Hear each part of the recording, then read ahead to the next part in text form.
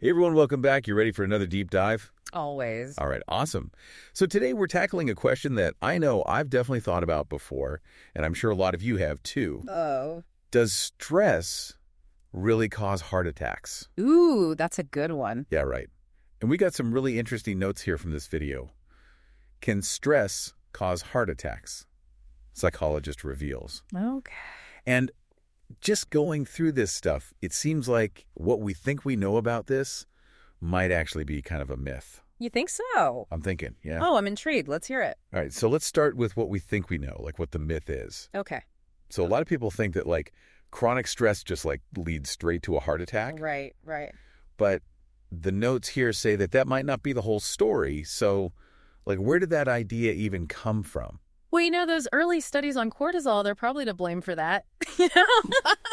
Cortisol, yeah, that's our body's main stress hormone, right? Mm-hmm. And those early studies, they showed that if your cortisol levels, if they stay high for too long, it can lead to some issues. But, and this is a big but, people kind of jump to conclusions. Yeah. They just assumed that meant cortisol was like the direct cause of heart attacks. Oh, interesting. Yeah, and it's not quite that simple. It's not that straightforward. So wait, so cortisol is involved, but it's not like the main villain in some heart attack movie, you know? Right, exactly. So help me connect the dots here. Okay, so think of it this way. Cortisol is kind of like your body's alarm system. Okay. It's going off when you're stressed, right? But that alarm itself isn't going to damage your house. It's more like, it might lead to problems later on down the line. I see, yeah. So chronically high cortisol, that can mess with your blood pressure. Mm-hmm. It can lead to inflammation, and those are both things that can contribute to heart issues over time. So it's like a piece of the puzzle. But it's not the whole picture. It's not like the whole thing. No. It's more about how your body reacts to that stress over a longer period. Exactly. Not just like that one time you're super stressed out. Right. It's not like a sudden, boom, stress equals heart attack. Right. It's not like that. So our notes also mentioned this 2024 American Heart Association study. Oh, yeah. Did they find anything there that directly links stress and heart attacks? Like, did they find a smoking gun? That AHA study is actually a really good example of correlation versus causation. Okay. So they found that people who were under a lot of stress, they were more likely to have heart problems. Okay. But here's the thing. That doesn't mean that the stress itself was the actual cause. Interesting. So, for example, it could be that people who are under a lot of stress, they're also more likely to smoke. Oh, yeah. Right? Or they might not eat the healthiest foods, or they might not exercise enough.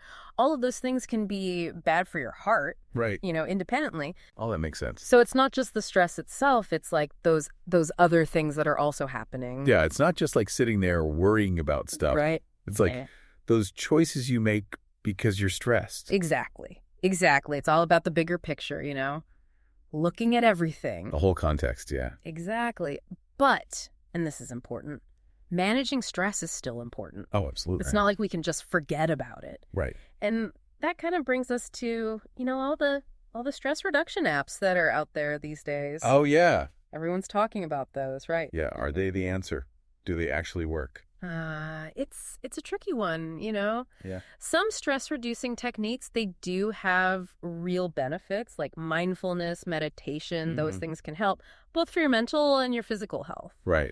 But, and this is important, they're not like a magical shield. Oh, that's going to protect you from a heart attack. You know what I mean? Right. So no guarantees, but they could be helpful.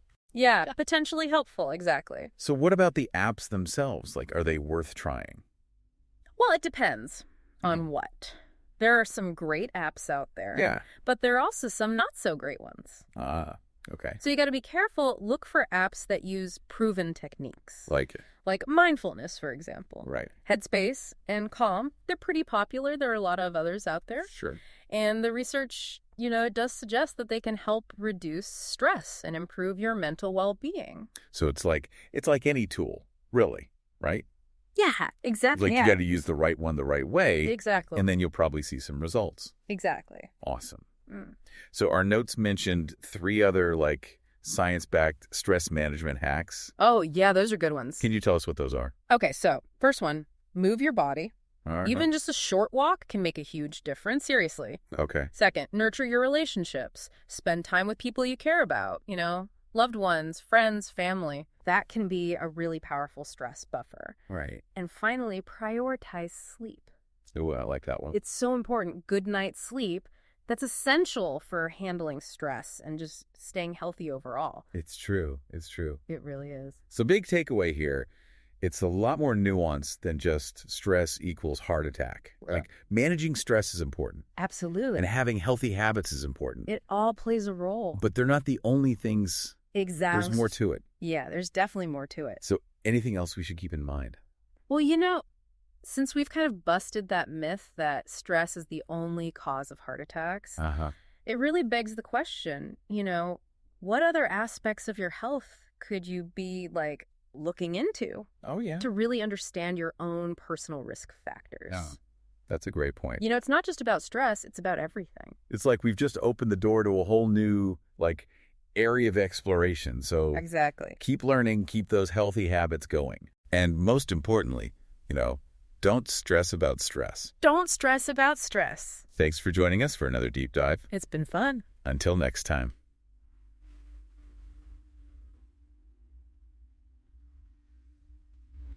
See your week.